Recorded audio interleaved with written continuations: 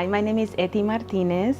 I have a master's in social work, and currently I work for the public school system as a school social worker. My name is Barry Harnick. I work for the United States Department of Veterans Affairs, the Readjustment Counseling Service, better known as the Vet Center. I am a licensed clinical social worker in the state of Florida and in the state of Michigan.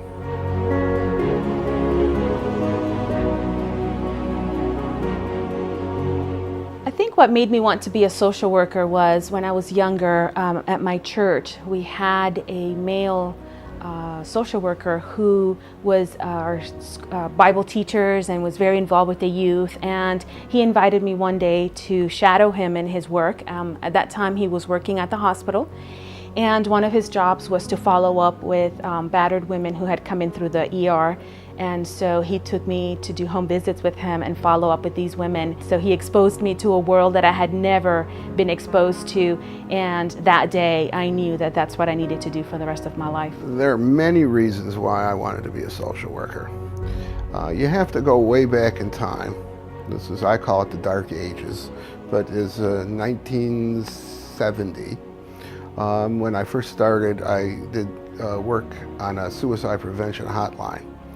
And I guess the feeling when I saved one human being was so tremendous. I had never experienced that before, and I said, well, if I can continue to do this, I think this is something that I want to do. What inspires me to keep going as a social worker are my students, my clients, my families that I work with every day. I see their lives change. I see their lives transformed. I see history changing, and they inspire me every day to keep doing what I'm doing. It's very easy to have fatigue. There are some days that I just come home and I feel like I have nothing left because I've given it all to my clients and to my students. And then the next morning I wake up and I want to do it all over again. My son is a 100% service-connected veteran, which means he gets a disability from the United States government for his service in the Navy. And up until that time, I had no interest in working for the government. My son went through a very difficult time. And without going into all his details, he had 2 really bad years. And so he had to move back home with myself and my wife. He's helped me understand more. I think I've learned more from about veterans from him than I probably did anywhere else.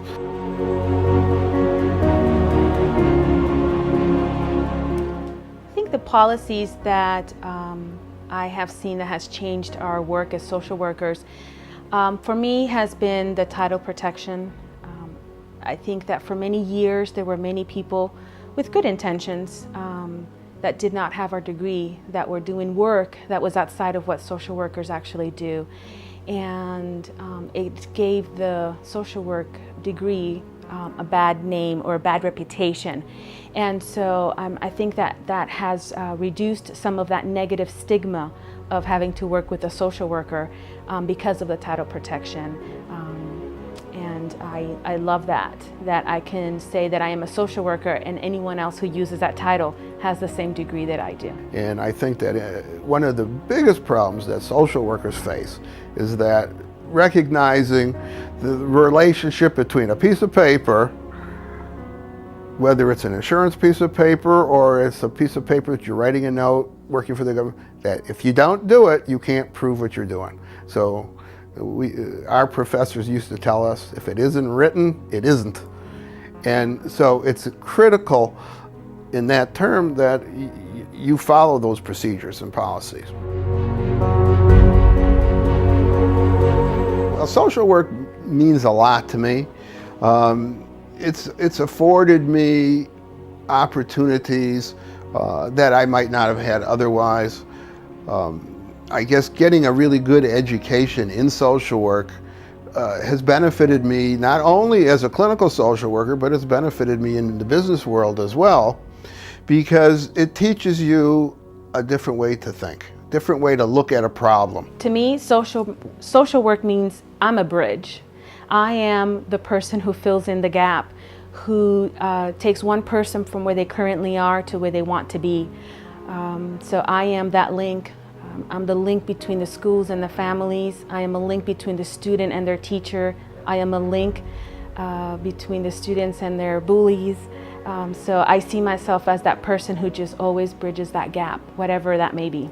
So that is definitely what I would tell new social workers, is that you have to be willing to be human, vulnerable, and to be there by them the whole time.